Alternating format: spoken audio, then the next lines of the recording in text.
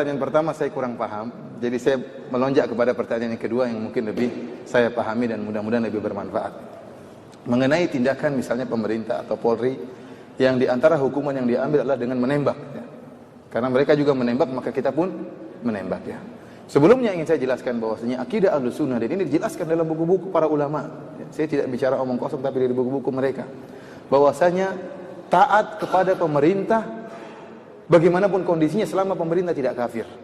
Tidak boleh memberontak terhadap pemerintah yang zalim. Selama dia muslim, selama dia masih membiarkan orang-orang sholat, maka tidak boleh seorang memberontak. Dan ini telah dikabarkan oleh Nabi SAW. Karena Nabi SAW banyak hadis. Saya kunu umara fikum, akan ada pemerintah-pemerintah di antara kalian. Qulubuhum qulubus syayatin fi juthmanil ins. Hati-hati mereka, hati-hati syaitan. Namun dalam tubuh manusia. Akan ada pemerintah yang model seperti ini. Entah sudah ada atau akan ada, wallahu alam. Kemudian Nabi SAW juga dalam hadis yang lain mengatakan, syiraru a'immatikum alladzina yal'anunakum wa tal'anunahum wa yad'una 'alaikum wa tad'una 'alaikum.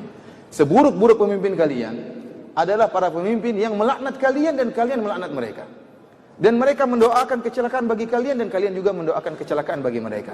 Maka para sahabat bertanya, afala nunabidhuhum bisayf ya Rasulullah, apakah boleh kami memberontak mereka, perang mereka? Kata Rasulullah SAW, la illa an tarau kufran buwahan indakum minallahi fihi burhan. Tidak boleh sampai kau lihat dia benar-benar kafir baru kau lakukan. Dia pergi misalnya merubah agamanya atau dia menginjak Al-Qur'an misalnya, itu lain lagi ceritanya. Ya, itu lain ceritanya. Para ulama mengatakan, taruhlah pemerintah ini kafir, ini pemerintah kita, pemimpin kita kafir. Tidak mau sholat, mencela Nabi, menghina Allah, menginjak Al-Quran. Pun kalau kita memberontak, para ulama mengatakan ada syarat yang perlu kita perhatikan. Masalah kemampuan, bisa atau tidak. Kalau tidak bisa, sabar. Nabi saja, Bilal disiksa, beliau sabar. Ibunya Ammar bin Yasir dibunuh, beliau sabar. Artinya ini sekedar persyaratan sudah ada satu terpenuhi untuk memberontak, yaitu jika dia kafir. Selama dia tidak kafir, bagaimanapun kezalimannya, kata para ulama, tidak boleh memberontak karena pemberontakan pasti mengakibatkan kemafsadatan yang lebih besar. Dan Islam adalah agama yang menimbang antara maslahat dan mudarat, bukan agama hayal, bukan agama asal yang penting perang, asal jalan, enggak. Lihat maslahat dan mudarat.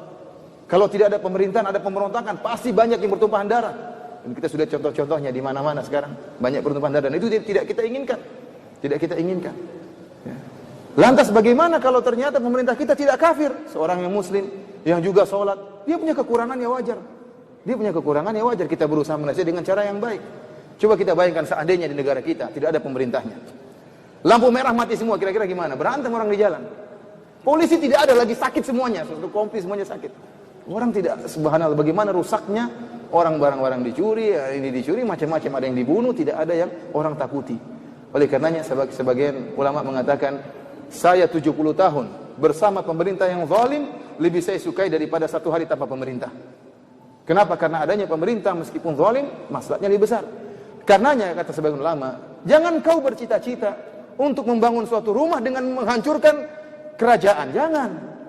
Kalau kau ingin bangun rumah dengan mengorbankan kerajaan, itu kesalahan. Ingin membangun sesuatu yang islami tetapi negara hancur, ini tidak benar seperti ini. Ya.